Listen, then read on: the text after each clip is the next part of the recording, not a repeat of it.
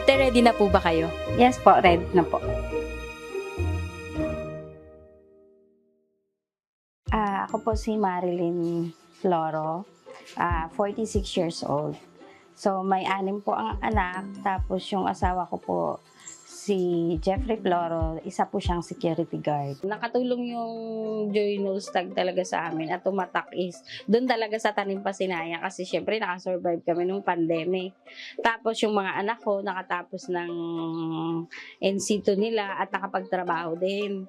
Tapos dito naman ngayon bilang bago sa cooperative, syempre kahit papaano naman nagro-roll yung paninda namin, pero kung hindi naman dahil sa kanila, hindi naman talaga kami ang hirap kaya mag-asikaso ng mga papers.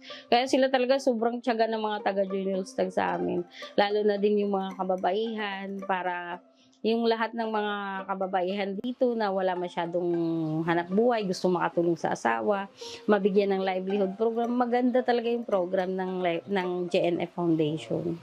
Yung sa kooperatiba, syempre, through guide ng Journalstag Foundation, kaya nabigyan kami ng license ng CDA. O yun, lagi kaming sinasamahan nila kahit saan kumuha ng requirements, so kasama sila. Tapos hanggang ngayon, din nila kami tinitigilan kasi guide pa rin.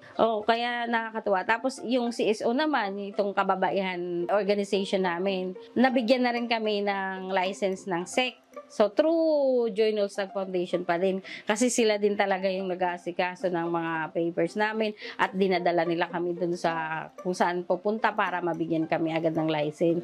Ang bilis lang kaya nabigyan kami ng license dun sa CSO dahil nga magaling yung mga taga Journalstag. Talagang rain or shine, dumadating sila. Sa cooperative, meron kaming 6 subdivision na kasali bilang cluster. Kasi ang ginawa dito sa Pasinaya, dito sa Naik area, is 3 cluster para hindi ganong mahirap at magtutulungan yung bawat subdivision. So kami, nakabilong kami dun sa cluster 2, so 6 na subdivision yung kasali sa amin.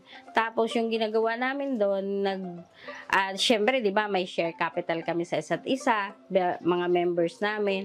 Tapos, bumibili kami ng mga basic goods, mga halimbawa, kagaya ng bigas, asin, asukal, yung pang araw-araw na pwedeng ginagamit ng mga tao. Yun yung mga binibenta namin. Tapos doon nagro-roll yung puhunan namin sa ganung sistema. Tapos yung sa CSO naman, yung Creative Woman Circle Incorporative. Yun po yung pangalan ng ng organization. So far ang activity namin sa organization ng CSO. So, yun, yung pa-livelihood program para maturuan din yung mga kababaihan, paano magtahi, mga ganun, paano gumawa ng pastries, tapos paano gumawa ng mga snacks na gawa lang sa gulay. Yun yung mga ginagawa talaga namin sa mga kababaihan. Tapos nagpa-pop feeding program kami. Yun, naghahanap kami noon yung maraming anak, tinutulungan namin. Naghahanap kami ng donor para sa kanila. Yun yung mga ginagawa namin sa organization ng kababaihan. Dito sa women's organization, mga na-start na namin yung nakapag-solicit kami ng pabigas sa mga lahat ng members. So, meron kaming mga 80 plus members. So, 100 plus na nga ngayon eh. So, yun po lahat, nabigyan talaga yun ng bigas nung time ng nakaraang mga buwan.